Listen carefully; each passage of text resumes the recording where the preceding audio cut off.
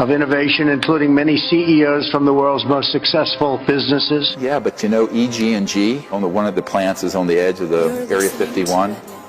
They're the ones manufacturing the implants that you're taking out of these abduction victims. You don't need an RF frequency plant chip to track anybody. They're not coming from outer space. They don't need that. If you're interstellar, you're transdimensional because their technologies are way beyond that. I said, this is human. Project Bluebeam at one time or another.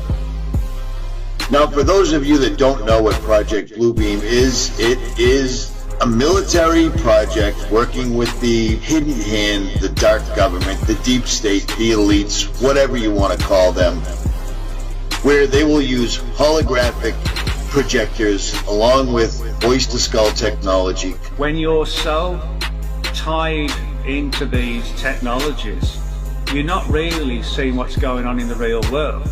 All the things that are going on today, like surveillance, hacking of phones.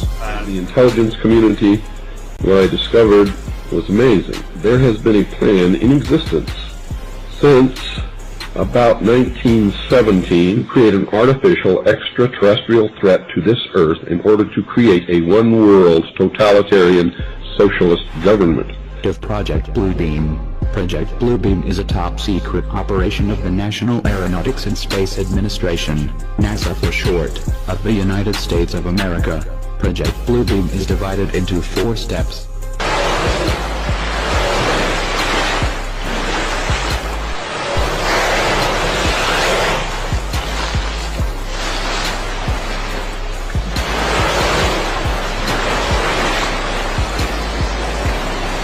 A man that I worked with before his death had developed an electronic system in 1956 that would enable someone electronically to remote view anywhere. This was taken right up the road from me in Maine, the state of Maine. And it's an incredible rectangular moon. This right here appears to be a fake moonrise going horribly wrong. That is not a round rock in the sky. Just monitoring it through your laptop, all of this kind of thing. One of the big problems is that the vast majority of the population aren't complaining about it. They just get on with their lives. Nevertheless, an effective political substitute for war would require alternate enemies, some of which might seem equally far-fetched in the context of the current war system. It may be, for instance, that gross pollution of the environment can eventually replace the possibility of mass destruction by nuclear weapons as the principal substitute for war. I'll come outside to look at this because it looks like a sun ray at sunset. The sun's already set, so I'm thinking it's just an unusual sun ray. And they were developed decades ago. Now, how hard is it to deploy them? Not hard. And they're not used every day. They're used enough to create a groundswell of conviction that there's an alien threat.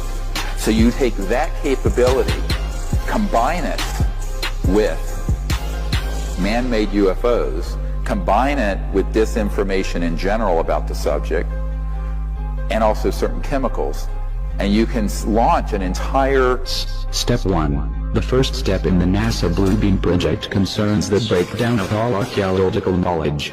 We will see more and more hoax discoveries, where these new discoveries will finally explain to all people the error of all fundamental religious doctrines. The falsification of this information will be used to make all nations believe that the religious doctrines have been misunderstood for centuries. That is not a normal, what is that? The top of a mushroom?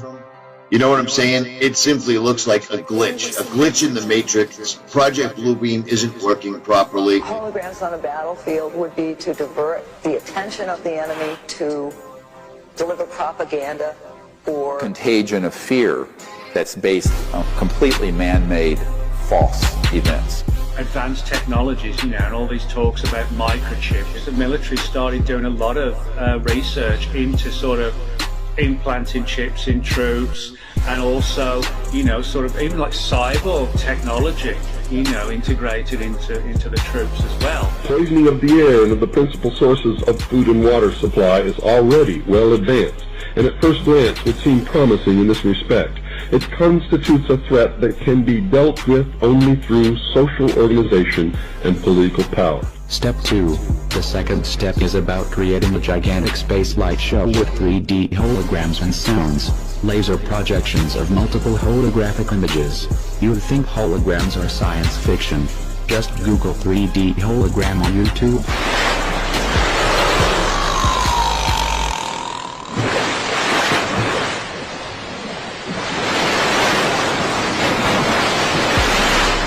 The UFO phenomenon, it has all the earmarks of the most successful, most sophisticated mind control operation in the history of the world, and you are ignoring it. Step 3. The third step is a telepathic electronic two-way communication with extra low frequency, very low frequency, powerful waves which are able to reach everyone on Earth. Using H8ARP wave technology, ELF-H8ARP waves can be directly projected into the brain, causing the brain to receive messages. Something very frightening to make the enemy run away if you think that he will believe that what you're sending is really an angel, a devil, a UFO. That very well possibly there's going to be an alien invasion. And the government knows it. Right. And consequently, they are trying to prepare the people. Create the possibility in the minds of the people of the world that we are being threatened from some other species, from some other planet, and do it in a way that if anybody questions it, or challenged it, or wants to talk about it publicly, that they are ridiculed. They wanted to see how the people will react if the people really thought that there was an alien invasion from another world. It was called War of the Worlds. Step 4. Electronic universal supernatural manifestation designed to deceive will create the following illusion. Make mankind believe an alien invasion is imminent. How are they going to project the images on the sky? Well, if this is your question, then you have to get back to step 2, and research on 3D holograms.